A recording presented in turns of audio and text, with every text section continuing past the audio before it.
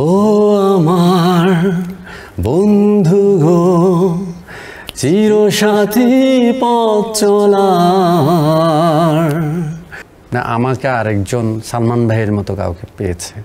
যত কথা লেখা ছিল এই বুকে জমা, তোমাকে জানিয়ে দিলাম ও প্রিয়তমা। এমন কোনো চরিত্র আছে যেটা নিয়ে একদম কাজ করার জন্য মুখিয়ে আছেন কিন্তু এখন ওই চরিত্রে কাজ করা হয়নি? কোন ধরনের চরিত্র সেটা? এক নাম্বার কেয়ামতের রাজ। ওকে, রাজ রেশমি। হ্যাঁ, আরেকটা হলো দিলওয়ালি দুলহানিয়ার সে রাজ, ঠিক আছে। আর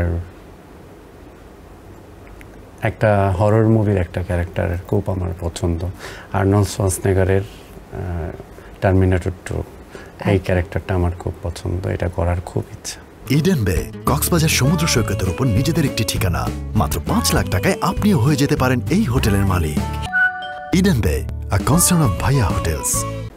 ওকে, অনেকে বলে যে বাজে প্রস্তাবে রাজি না হওয়ার জন্য অনেকে অনেক ধরনের কাজ হারায়, ছেলেদের ক্ষেত্রেও নাকি বলে এই ধরনের প্রস্তাব রয়েছে। তো আপনার কাছে জানতে চাই এরকম কোনো প্রস্তাবে আপনি পড়েছিলেন কিনা, তো কি ছিল বা কার কাছ থেকে ছিল, ওভারকামটা কিভাবে করা হয়েছিল? এটা হয় কি, এই বিষয়গুলো দেখা গেল কোনো একটা ডিরেক্টর বলছে কোনো একটা প্রডিউসারের কথা বা এরকম আর কি, তো এই বিষয়গুলো সবসময় এড়িয়ে গেছি। কোনো কিছুতে ওরকম বেশি গুরুত্ব দিই নেই। আচ্ছা, সো এড়িয়ে যাওয়ার জন্য আসলে ওভারকামটা ওভাবেই করে ফেলা যায়। ফ্যানদের কাছ থেকে পাওয়া এখন পর্যন্ত সবথেকে বড় কমপ্লিমেন্ট কি ছিল? সবচেয়ে বড় কমপ্লিমেন্ট ছিল যে না, আমাকে আরেকজন সালমান ভাইয়ের মতো কাউকে পেয়েছে, এই কথাটা আমার কানে ভাসে। কারণ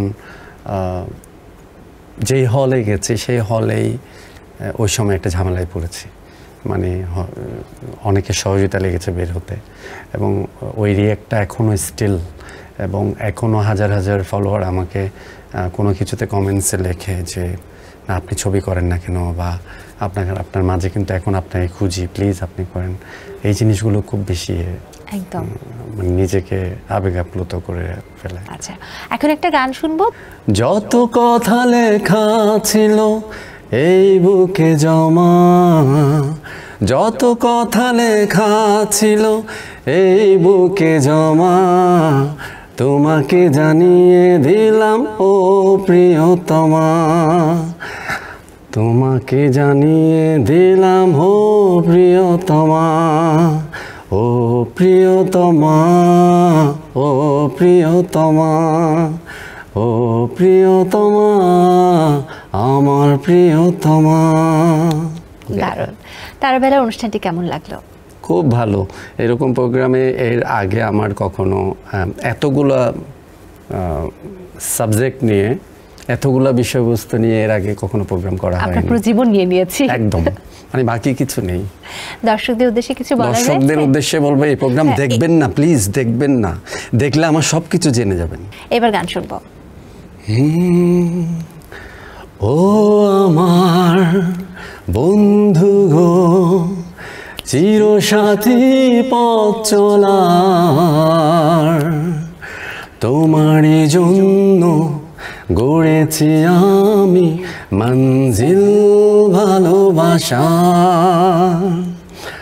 ও আমার বন্ধু গো, চিরসাথী পথ চলার, তোমারই জন্য গড়েছি আমি মঞ্জিল ভালোবাসা।